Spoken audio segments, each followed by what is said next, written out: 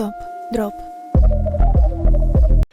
Kiberbullying bu internetda bir shaxsni yomonlash, qoralash, haqoratlash, qo'rqitish, yana obro'siga putur yetkazish bilan bog'liq zo'ravonlik turi hisoblanadi. Bu asosan o'sha Telegram, Instagram, umumiy ijtimoiy tarmoqlarda anonim profillar orqali bo'ladi.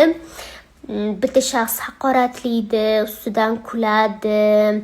Ya'ni bitta shaxsni obro'siga putur yetkazadigan mish-mishlar tarqatiladi. U insondan so'ramasdan, ruxsat so'ramasdan video rasmlarini tarqatishadi.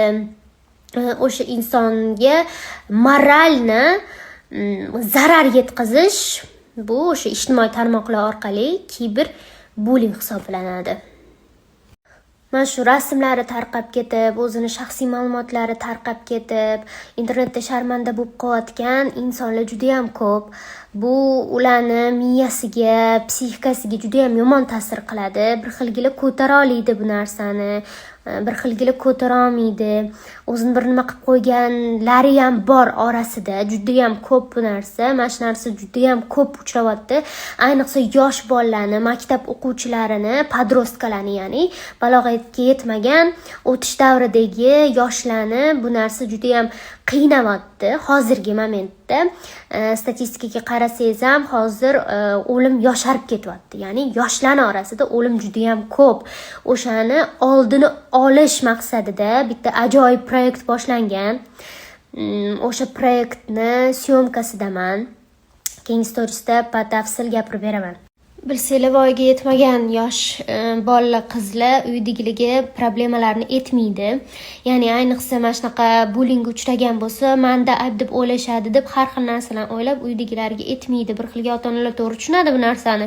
Bir xilgilari haqiqatdan bolasini ayblaydi. O'shanaqa vaziyatda ularga yordam berish maqsadida psixikasiga ta'sir qilib, o'zini o'ldirish, ya'ni joniga qasd qilishgacha olib bormaslik maqsadida mana shunaqa yordam berish maqsadida call center tashkil qilingan. O'shani ommaga, yoshlarga yetkazish maqsadida ajoyib video rolik tayyorlanyapti. Juda ham katta masshtabda ishlanyapti. Juda ham ko'p odam mehnat qilyapti. Bu yerda takjim men ham borman. U yoqda xudo xolasa zo'r video chiqadi. Chiqqanda qo'yaman sizlarga ham. O'sha narsani ko'rasizlar, o'zingizlar baho berasizlar. Xudo xolasa zo'r narsa bo'ladi, ishonchim komil.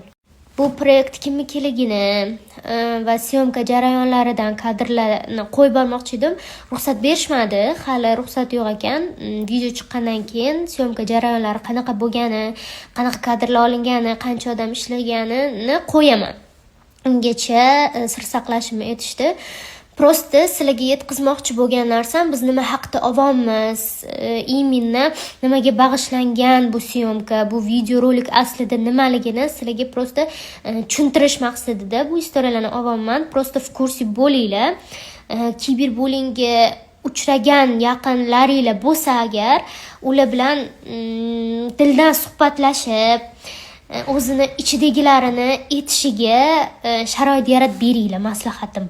Chunki bu meni ham boshimdan o'tgan. Men bu narsani juda ham yaxshi tushunaman. Bu bullyinglar internetdagi o'sha kommentariyadagi muhokama deymizmi? Ba'zilari asosli bo'ladi, ba'zilari juda ham asossiz bo'ladi. Shunchaki o'tirib olib insonlar haqorat qiladi bir boshqa shaxsni. Bu narsa menga o'xshagan bezlagacha uncha ta'sir qilmaydi. Chunki men bezlashib, bu narsaga immunitet hosil qilib bo'ldim Bollywood battledan keyin-da, to'g'risi. Lekin men endi chiqib kelayotgan, blogerlikka qiziqib boshlagan yoshlarga, даже yoshlar emas, kattalarga ham bu narsa juda ham yomon ta'sir qiladi. Chunki bunaqa massiviy bullyingni ko'tarish o'zi emas. Bitta odam sizga qarab so'ksa, sizni so'ksa, qanaqa yomon ta'sir qiladi? Endi tasavvur qiling. Bitta video qo'yasiz, 1 million prosmotr bo'lyapti, kommentariy 20 mingta, 15 mingtasi prosta siz o'tirib olib, so'kyapti, boshqa qilyapti. Yomon ta'sir qiladi bu. Men bilaman-da bu narsani. O'shaning uchun ham yangi Instagram ochib, endi blogerlikni boshlayotgan yoshlarni endi blogerlik boshlayotgan insonlar, faqat yoshlar demaylik.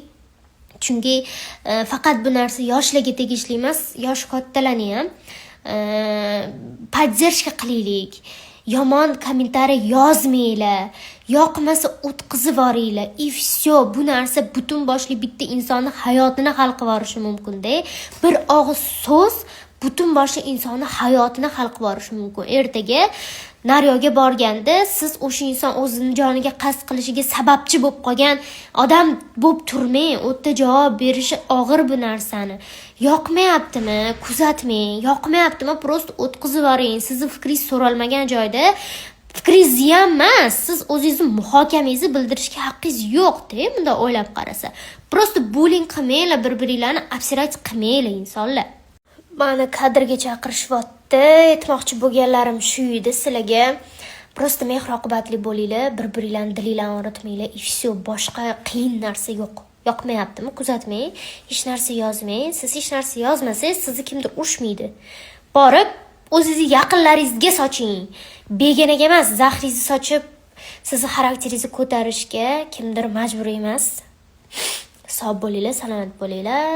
Ko'rishamiz. Agar ruxsat berishsa, bir ikkita kadrlar qo'yishim mumkin. Atak hozircha ruxsat olmayman. Lekin ruxsat olsam, обязательно qo'yaman kadrlarni. Kuninglar zo'r o'tsin.